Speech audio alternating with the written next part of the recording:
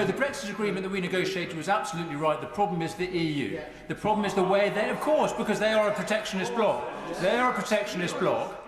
And we decided to leave because we believe in sovereignty, we believe in leaving a declining quarter of the world's economy.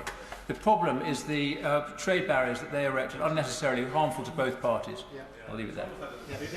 Well, Stella Creasy. Thank you, Madam Deputy Speaker. May I start with a warning to my colleagues elected after 2024. Many of us who were here in 2017 to 2019 have been deeply triggered by this debate today. Rerunning the debates of old, rehashing the old, the scars on all our backs. I warn you, do not go down that rabbit hole. No good can come of it, and I wager the member opposite is laughing because he himself knows how much... Well, of course I have to give way to my neighbour. Grateful to my neighbour giving way. If she wants to deliberately not to go down that rabbit hole, she should be talking to the government on the front bench. And lo, Bugs Bunny did appear. We've also heard from my former, in fact, the man I started arguing with 33 years ago as a young campaigner about the merits or otherwise of working with Europe, who was on the other bus, it appears, in the debates about Brexit. And that is exactly it. For our constituents who might listen to this, they would be horrified to see us going backwards again, acting as if the last 10 years hadn't happened, as if there wasn't evidence about what Brexit means. So avoidance of doubt. For avoidance of doubt, if I will, because I do not want to try the patience of the Deputy Speaker who's had to sit through many a lengthy speech. Must be, oh, I will go on. When I was 15, he was like this as well. Trying to take us back to the past. It's the government.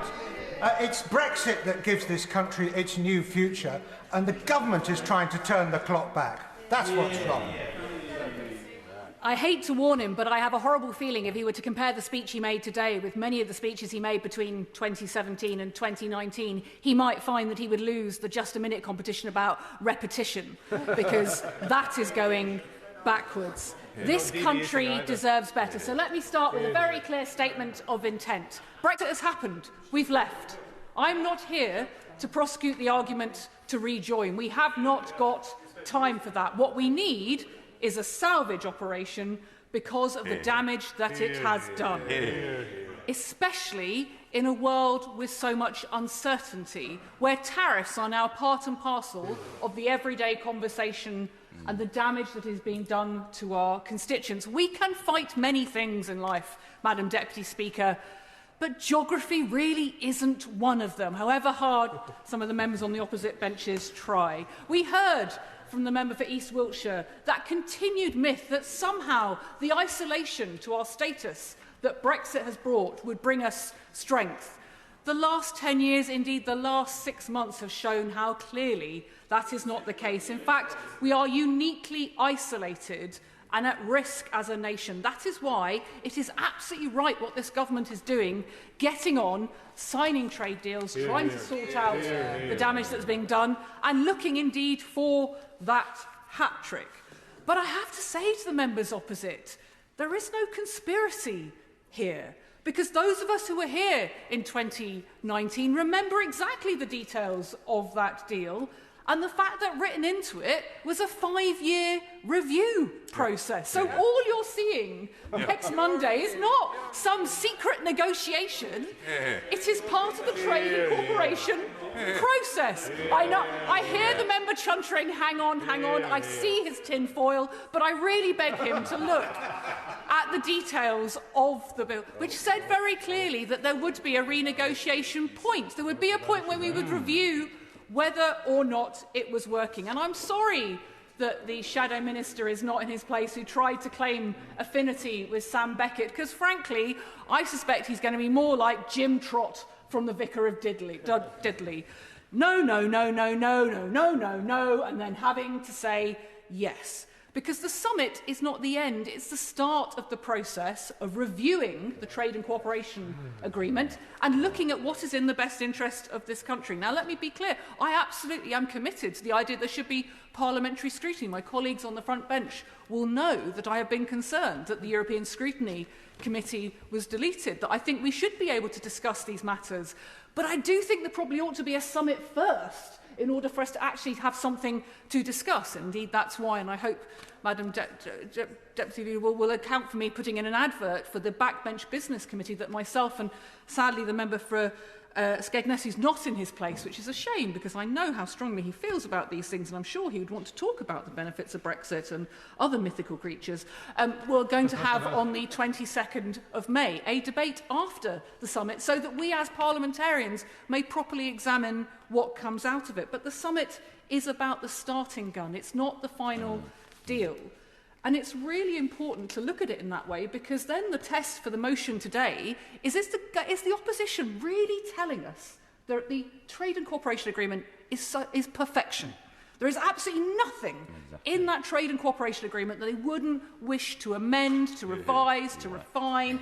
Is there absolutely nothing in what it has delivered in the last 5 years that they're not troubled by? The fact that there are 1.8 million fewer jobs in our economy because of the Tory hard Brexit, a figure that the academics who study this recognise will rise to 3 million by 2035. The fact that trade is down 27% with the European Union, a bloc that we do 5 times more trade than we do with America, that over 16,000 businesses have given up trading with Europe altogether, because the truth about Brexit is it was just paperwork. Reams and reams and reams of it. And small businesses in this country have sadly had to up sticks. I declare an interest as the chair of the Labour Movement for Europe, and I'm standing here not arguing for rejoin, but I am a red against red tape. And what I see is the amount of paperwork. I'm loving the fact that the members are chuntering from a central position as if there's some revelation. Again, perhaps they can borrow some tin foil from their other members about the idea there's some conspiracy. They would do better, perhaps, to reflect on the impact of the border trading operating model, an entirely self-inflicted wound by the previous government on British farmers and British food supply chains, pushing up inflation because they were charging for pallets of food coming into the country, creating more and more paperwork. So unless the members opposite are genuinely telling us that they think chef's kiss for the trade and cooperation agreement, then actually it is right to look at whether there are things that we can do to deal with the problems it has created for our constituents, like the £6.95 billion of additional cost to households. And indeed, to account for some of the myths that have been created. And again, the member for East Wiltshire, he'll accuse me of being obsessed, but let's look at what he talked about. He said that somehow being out of the European Union made our response to COVID better. Well, he might want to go and talk to the UK COVID inquiry that found that it was the reverse, that actually found that it was our failure to prepare that was increased by the fact that we were dealing with a no-deal Brexit, harmed our COVID response. He might even want to reflect on the words of the UK medicines regulator, who said that we could have used the emergency processes to bring forward our own vaccine, which I'm sure is what he was talking about. He also talked about Ukraine. He might want to reflect, as he thinks about that summit on Monday, about how hard it was for us to make the case about the importance of standing with Ukraine outside of the room, that those who were less convinced, who were part of the European Union, would have heard our message more clearly if we were inside the room, particularly about gas imports. So we championed Ukraine, but we had to shout from outside rather than being part of the conversations from the start. This summit needs a strong agenda, and that is exactly what this government is talking about. And it's an agenda focused on fixing the problems that this trade and cooperation agreement has created. And that is what the public want. They agree with us. They don't want us to spend time looking at 10 to 5 years of treaty renegotiation, the possibility of rejoin. They want us to salvage this country from the damage that Brexit has done. 2/3 of this country say that Brexit is bad for the cost of living. 65% say it's had a negative impact on the economy. Again, members opposite might want to reflect on the fact that's nearly twice as many people who think that immigration is bad for our economy. The British public are not daft. They are very wise about what needs to happen next. They understand the value of a defence deal. They understand that in a world with Putin at our doorstep, with the challenges that we face, and yes, the uncertainty in other parts of the world, it is absolutely right and proper, and it will complement NATO to work more closely with our European counterparts, to indeed increase investment in the UK defence industry, to collaborate on crime. Those of us who used to have constituents whose needs were served by the EU arrest warrants know the damage that the previous government's deal has done. Those of us who want to see us stepping up the way in which we collaborate on international aid know that we need to get round the table with our European counterparts. That is the best way to tackle those people who might be fleeing persecution and becoming stuck in a boat, is to try and stop the conflict at the source. That's what collaborating on international aid with Europe could offer. Yeah. That they understand the value of an SPS deal, as my colleague from Wales talked about, the value of the Pan-European Mediterranean Convention that deals with that paperwork, because it's about rules of origin, that every time you bring a tomato into this country to make a pizza in the Wirral, there now comes extra paperwork with it, thanks to Tory hard Brexit. They would want us to look at the VAT rules, because now small businesses are struggling with 27 different VAT regimes. And yes, they would want us to sort out the carbon border adjustment mechanism, because that's also how we save British steel, because British steel will be affected if there is a divergence. So we need to look at how those emissions trading schemes can be linked, and we can save British business £800 million in the charges. They also want us to look at mutual conformity assessments to try and reduce the duplication. They want common sense on regulation, because the previous government tried to bring in separate regulatory regimes, and understandably British business said that's twice the cost. They want to be able to sell to their neighbours. They don't want to have extra pieces of paperwork. The previous government tried to have us have separate regulations on airline safety, as if an aeroplane taking part in London would need to follow a different set of regimes if it landed in Berlin. It's bonkers. Understandably, we walked back from it. We shouldn't go back to those kind of arguments just because those on the opposite benches have a blindness about something to do with Europe. This government has got its head on. It's looking at what it can do to help the chemicals industry. It's looking at what it can do to help supply chains. And yes, of course, it's looking at what a deal on youth mobility might look like.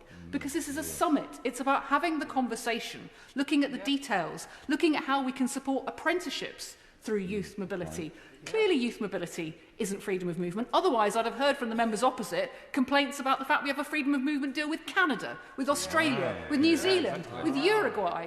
Well, I can see the member opposite saying, yes, indeed. I presume she's going to call for the abolition of freedom of movement from Canada then, because that would be consistency.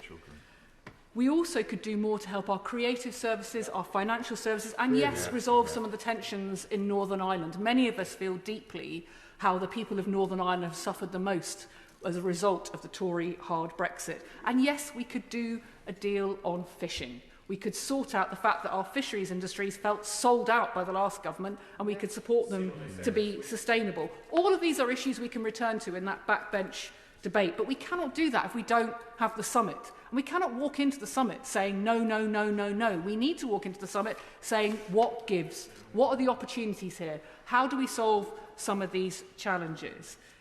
One of my next-door neighbours many, many years ago was Winston Churchill. We on this side have become the defenders of his vision of ending conflict in Europe, because the members opposite are spending all of their time fighting with each other and fighting a ghost. We need to talk about the future. We need to get away from the fantasies that somehow Brexit will deliver and start getting back to actually the cost of living crisis in our communities and how we can help them. I can't resist. I was going to sit down, I promise. I can't sit down, which does that. Winston Churchill had a few battles within his own party, she might recall. She talked about conflict within the Conservative Party. Churchill was not averse to that. Sometimes you have to stand up for what's right, which is what Brexiteers in this party did. But does she really think that Winston Churchill would have supported the shape of the EU as it currently is? Does she really think he would have supported what the ECHR has become? How can she possibly claim Winston Churchill for the politics that she stands for? Go on. I actually think Winston Churchill will probably be turning in his grave to see what the Conservative Party has become, and the way in which the Conservative Party's libertarian wing and that proud defence of our ability to participate in international organisations, to speak up for freedom, to speak up for shared interests and the national interest, has diminished as a result of the way in which the previous government approached Brexit and now how his benches do. Madam Deputy Speaker, I want to draw to a close. The world is changing. We are living in a world where trade, where security, where cooperation, where climate issues move at a pace where many of us could not have predicted. Remember, it's only 120 days since President Trump was elected. What could happen next? Never more have we needed good relationships with our neighbours. Monday is about being good neighbours. So we see the world might be changing, but this is the same old Conservative Party and indeed the same page as Reform, because that's all they seem to care about. We care about the British interest. I look forward to hearing what comes out of the summit, and I look forward to people participating in the backbench debate to discuss it accordingly. That really is taking back control.